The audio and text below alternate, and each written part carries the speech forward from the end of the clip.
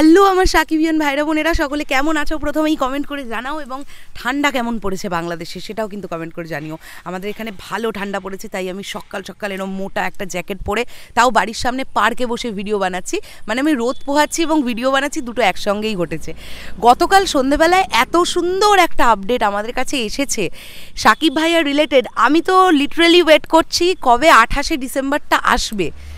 বন্ধুরা, আসামে আসছেন সাকিব ভাইয়া। আসাম আমাদের বাড়ি থেকে, আমাদের ডিস্ট্রিক্ট হচ্ছে ওয়েস্ট বেঙ্গল, ডিস্ট্রিক্ট বলছি, আমাদের স্টেট হচ্ছে ওয়েস্ট বেঙ্গল, এবং আসাম আমাদের থেকে, যেটা আমি জানতে পারলাম বা গুগল করে দেখলাম, 20 ঘন্টার ডিস্ট্যান্স আমাদের বাড়ি থেকে আসামের যে ভেন্যুটাতে সাকিব ভাইয়া বলছেন যে আসবেন, ওটা 20 ঘন্টার ডিস্ট্যান্স।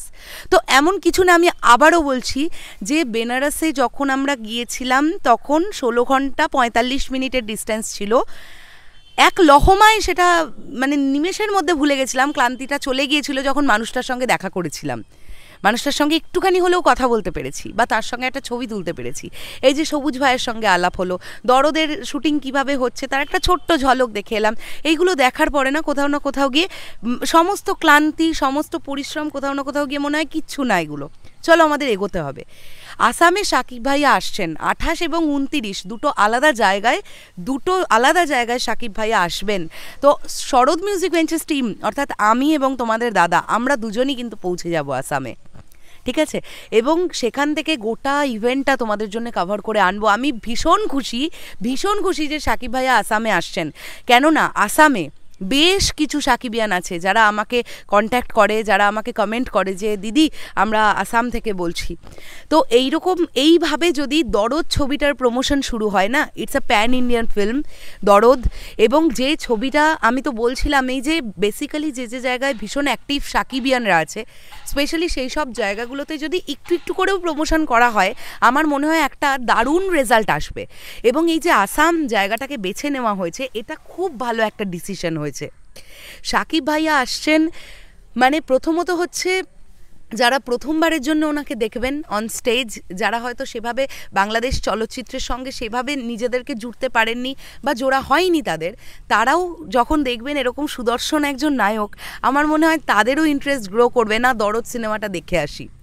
এরপরে যদি সাকিব ভাইয়া একবার বলে দেন যে সামনেই রিলিজ করছে প্যান ইন্ডিয়ান ছবি দরদ, ব্যাস আর কিছু লাগবেই না। It's a huge promotion. আমি সুপার এক্সাইটেড সাকিব ভাইয়া আসছেন।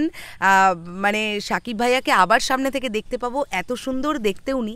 আমি তো বারবারই বলি আমাদের এপার বাংলায় জিদ্দা এতটা সুন্দর দেখতে, আর ওপার বাংলায় সাকিব ভাইয়া। আমার মনে হয়েছে পাশাপাশি দুজনকে দাঁড় করালে মনে হবে দুই ভাই, দুজনেই এত সুন্দর দেখতে, দুজনের গায়ের রঙে এত মিল, হাইটে এত মিল। মানে আমার খুব ভাল লেগেছে। জিদ্দার থেকেও সাকিব ভাইয়া লম্বা বেশি একটু। তো হিরো তো ভাই এরকম সুন্দর হতে হবে। তো আমরাও যাচ্ছি আসাম। যদিও গতকাল আমার হাজব্যান্ড এটা নিয়ে ভিডিও তৈরি করে দিয়েছে, তাই আমি ভাবলাম যে না, আমি আমার তরফ থেকেও একটু আমার আবেগটা তোমাদের সঙ্গে শেয়ার করি।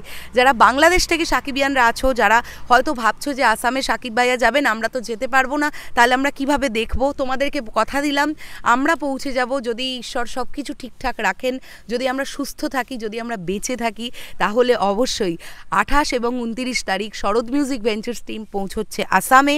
20 ঘন্টা এমন কিচ্ছু না, 20টা ঘন্টা গাড়িতে থাকবো এমন কিচ্ছু নয়।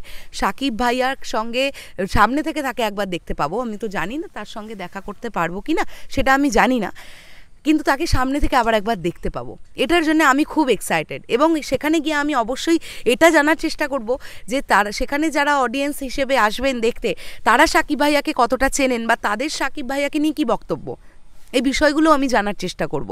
তো অনেক কিছু প্ল্যানিং নিয়ে যাব। তোমরা সকলে ঈশ্বরের কাছে প্রার্থনা করো বা আল্লাহর কাছে দোয়া করো কি আমরা যেন যেরকমটা ভেবে যাব সেরকমভাবেই যেন তোমাদের কাছে প্রেজেন্ট করতে পারি ভিডিওটা। এবং যদি সব কিছু ঠিকঠাক থাকে তাহলে আমরা পৌঁছচ্ছি, মানে পাশে একটা হর্ষই দিয়ে রাখলাম, সাকিব ভাইয়া আসছেন, আমরা পৌঁছবো। ইন্ডিয়ার বলেছি তো, যে কোনো প্রান্তে আমরা পৌঁছতে রাজি আছি।